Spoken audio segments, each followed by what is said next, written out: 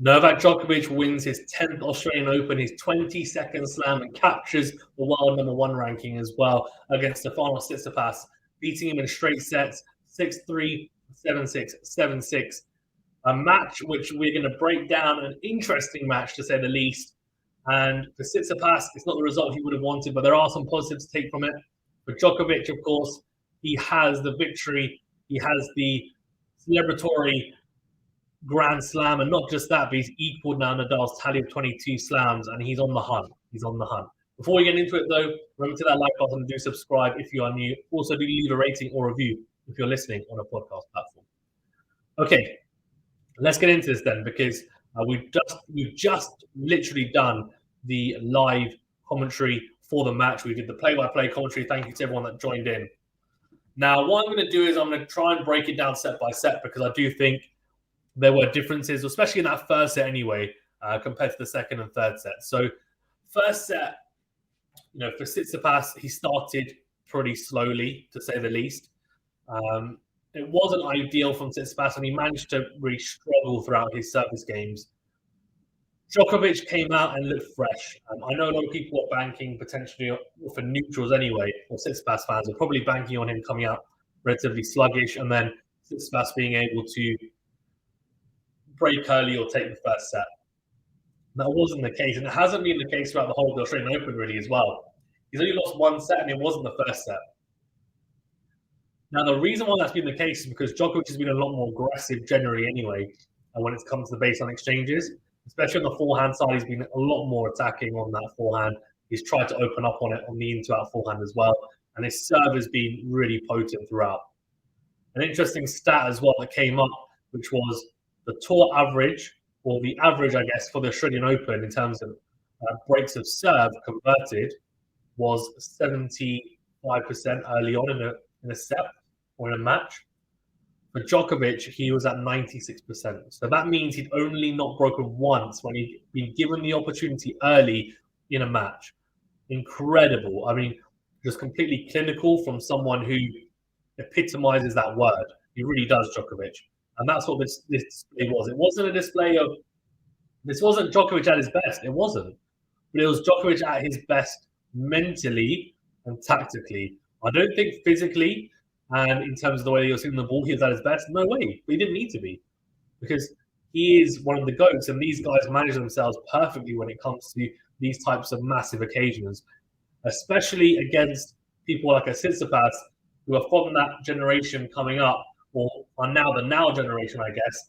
They're still struggling to really get to grips with it. Only Medvedev is the only one to beat Djokovic and Nadal in the final, and that's exactly what he did at the US Open in 2021.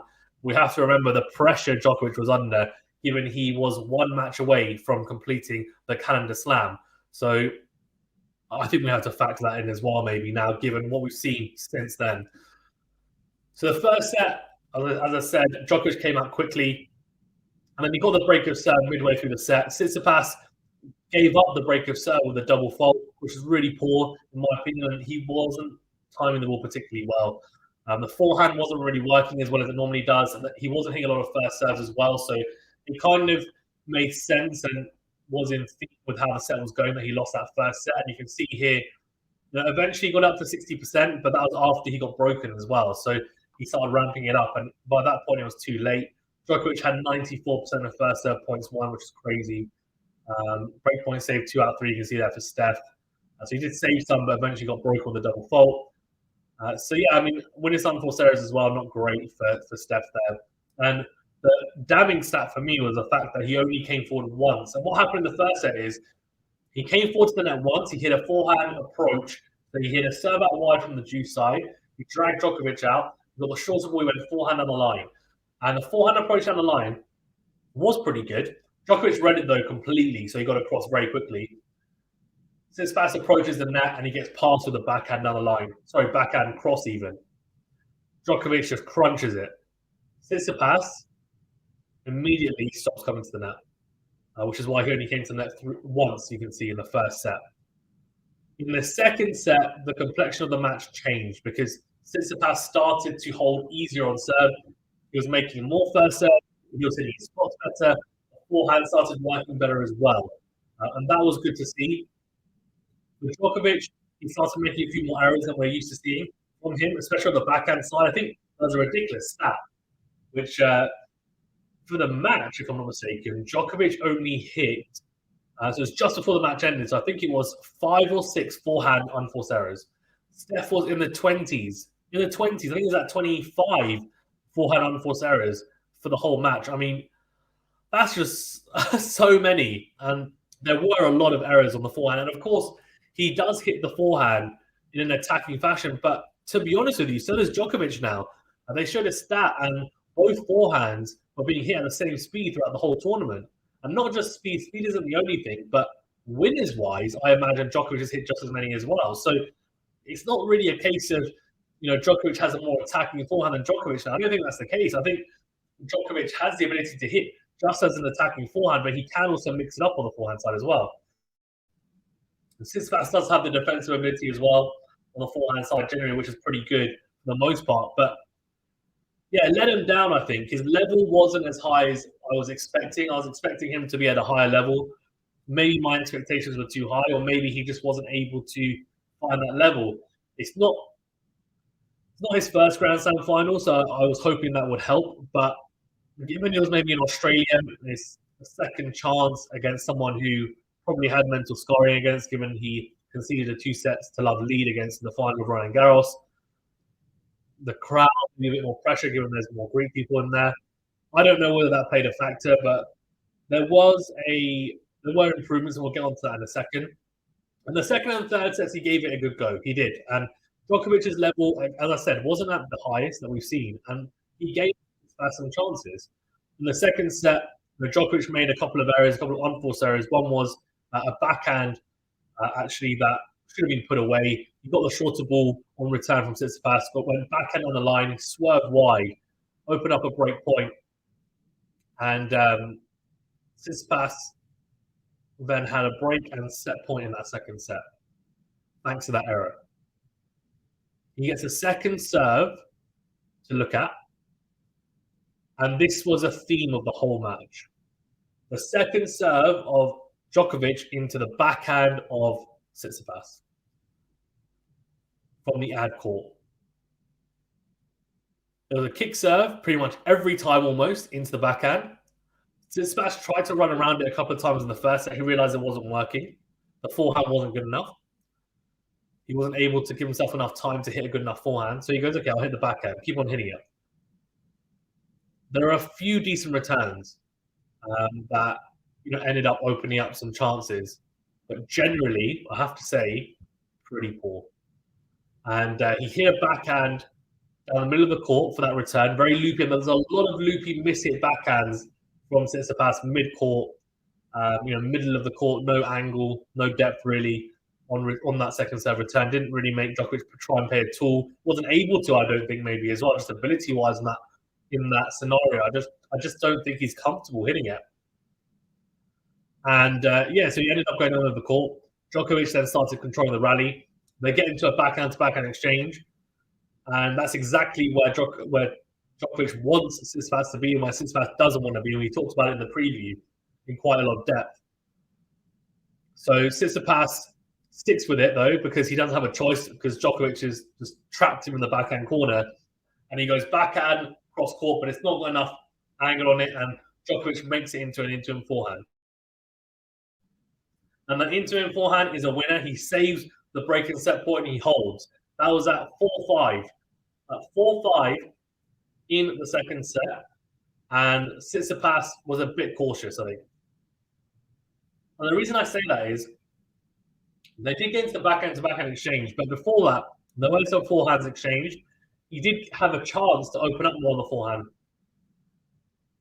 I think you're trying to be patient and trying to see whether Djokovic would make a mistake, but I think in those scenarios, you should know that these guys are going to up their level for the most part.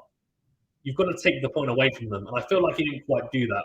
And that was a little bit disappointing, but this match was about small margins, especially in the second and third sets, given there were two tiebreakers. It really was. It wasn't a thrashing. It was just maybe a realization that despite the fact that these guys skill-wise are catching up, maybe they're still quite applying themselves in the right way to beat these guys. And yes, 2 tiebreakers looks great on paper, but a straight set victory loss, so that's not great. Especially given the last time they played him in a Grand Slam final, he was 2 sets to love up, and he lost it in 5. That's a better result, at least, right? He put himself in a good position, 1 sets off him. I know on the clay it's a different proposition. Djokovic is still amazing on the clay, but this is his home. Rod Laver Arena, Australian Open, hard court. For Tsitsipas, though, he's had a lot of success here as well. Made 2 semi-finals in the past 2 years, and then made the final here now. So he's actually got the best record of any slam at the Australian Open. Sorry, excuse me. So yeah, I'm not really sure how much we can look into that, but in the second set he held his own for the most part on serve, and I'll bring on the stats for the second set. You can see here 68% first serves in, which is good. 74% of first serve points won, slightly edged the second serve points won. 54% to 50% for Djokovic. Djokovic slightly edged the first serve points won, 78% to 74%. Winning time for serves 13 to 17 for Tsitsipas, 10 to 11 for Djokovic. Net points won came to the net more 9 times, 6 out of 9 points won, 3 out of 6 for Djokovic. That's that second set. But the part about that second set, of course, is the tiebreaker. Tsitsipas had a man the tiebreak. He really did. He went down early straight away. I think it was 4-1. Made a lot of mistakes, got broken. He served first. He got broken straight away. And it was a mistake. The mistakes on the forehand. He was shanking the forehand, going wide, going long. The backhand was doing the same. It was painful to watch at times in that tiebreaker because he'd given himself such a good chance to win that set, level things up in the slam final, and instead found himself 4-1 down. He brought it back to 4-3. He had 2 serves, and it's like, okay, it's on Djokovic's serve, 4-3. Great opportunity, right? And then he loses it. He ends up to go on and lose 7-4. He lost that next point, so 5-3, 6-3, then I think it was 6-4, 7-4. Look, I'm going to be honest with you. We can break it down as analytically as you want in that tiebreaker. Steph generally mentally has been better at being able to hold serve when he's been in trouble and hold his nerve, and that's been great, and I'm impressed by that. What I'm not impressed with, though, is the lack of consistency in that mental game when it comes to a tiebreaker, and also just staying dialed in. He definitely had drop-offs in big moments, and look, at this level in Grand Slam finals against greats, you need to be almost flawless in your game, and unfortunately he wasn't. And maybe it's just a step too far for him. Maybe he needs to have a Grand Slam final against someone who isn't named Novak Djokovic, because both times it's happened, he's come out second best. But there have been improvements, I think, in his game generally. The backhand on the line is a really good improvement. I like seeing that. But Djokovic just managed that tiebreak so well. He actually double faulted, I think, as well, to make it 4-3. And you're thinking, okay, he's given him a gift here, and Tsitsipas just didn't cash in. In fact, he was serving at 4-3. So, it's not great from Tsitsipas, if I'm being honest with you, in terms of being able to be clinical and really showing that he's clutch in those big moments. But Djokovic, he just managed it so well. He with enough depth, enough angle, really moved Tsitsipas around in that tiebreaker, made him feel uncomfortable. And to be honest with you, there were some points where he didn't have to do much because Tsitsipas just made an error early straight away. There was one point where he hit a second serve and the backhand one flush shot went long straight away. I'm just like, what? Crazy. And to happen once is fine, but it happened a few times, which I think was the issue. And the third set was a similar story, to be honest with you. I guess the only difference in the third set is that he didn't have a set point, and that was crucial. He takes that set point at 5-4 up on Djokovic's serve, and we're going into the third set, and it's a completely different situation. Complexion of the match has changed completely. Instead, he went into the third set thinking, damn, I've just lost the tiebreaker. But he still did well, in my opinion, to come back and pick himself up and then still push Djokovic to a tiebreaker. That was impressive to me. He did have a break of serve in the opening game. He took it. It was gifted, really, from Djokovic in the end. But he opened it up with some really good returning, deep, right at the feet of Djokovic, and made him pay for it in the end. Opened up 15-40. Djokovic then made the error at 30-40. After Tsitsipas is shanked to forehand, he kind of just serve out wide. Tsitsipas gives him the short slice return. Djokovic comes forward. He's got the whole open court to aim at. Instead, he tries to go cross court with an angle, misses it, break of serve. But then the very next game, Tsitsipas gets broken back. Djokovic with some really good returning, yes. But Tsitsipas also stopped finding his first serve suddenly and then started making errors. And it's almost like he didn't want to have the lead. He just kind of gave it away. And that was a little bit disheartening, I think, as someone just watching. You're just thinking, come on, if you want to see a longer match, if you want to see a competitive match, that's not what you want to see. And I can imagine if you're a fan of Stefanos Tsitsipas, you're probably thinking, what does he need to do? Like, what does he need to change? Because he seems to have the tools to be able to trouble these players. It's just about piecing it together and consistently stringing points together and games together in these types of finals and these types of really high-pressure situations to come out on top. And that was a real shame that he broke and then he got broken back straight away, because I just think it was a lack of application. He just took his eye off the ball slightly. Then from there, it was pretty straightforward. I mean, both players holding serve relatively easily. And then we got to the tiebreaker. Now, Steph was returning first. So Novak was serving first. And he sets the tone straight away. Massive serve down the tee. Tsitsipas slices it into the net. Easy as you like. Now, what I want to say actually before I go on to tiebreak actually as well is fair play to Steph in that he had to serve twice to stay in the match, and he did so. And did so easily as well in the end. I was very impressed with that. And his use of coming to the net in the second and third sets was really good. Dragged Tsitsipas out, took the ball early on the drive volley. Generally, the volley was good. I know he missed a couple of volleys that he probably should have put away, especially in the tiebreakers, but generally was pretty good as well. And it was the right tactic to utilize. Then the tiebreaker, he finds himself after that first point, doesn't hold serve, then gets broken in both service points, struggles to find his first serve, and he finds himself 6-1 down. Or 6-2 down, even. 5-1 down it was at the time. So 6-2, and he saves 2 of those championship points with big serves, big points, big forehand plays. Fantastic. Really, really clutch. And then Djokovic serving for the championship, right? Bit of nerves, doesn't matter. Gets his first serve in. They get into a rally. Djokovic hits it into in forehand. Tsitsipas can't kind of slice it back into play. He goes long. Djokovic drops to his knees. 10th Australian Open done. Completed. He's never lost a semi-final or final at the Australian Open. 22nd slam. He's coming for Nadal, of course. They're now equal. And he becomes world number 1. For Tsitsipas, there's some positives, as I said, to take from it. There's improvements on the backhand. The return generally has improved a little bit. His net game, is good. And I'm not sure why he didn't utilize it more. And we can look at set 3 and actually the times he came to the net. He came to the net only 7 times. But look at that, 6 out of 7 points won at the net. But look at this from Djokovic. 17 winners to 4 unforced errors. Tidy as you like. And for the match, we've got the stats here. Tsitsipas served really well. 15 aces, 7 for Djokovic. 3 double faults apiece. First serve percentage, very similar. First serve points won, though, and second serve points won. Djokovic edged him. And winners to unforced errors. This is the issue, right? 40 winners for Tsitsipas, 42 unforced errors. You can't be hitting more unforced errors than winners in a Grand Slam final and expect to win it. And then 71% of net points won, 12 out of 17. Should have come forward more.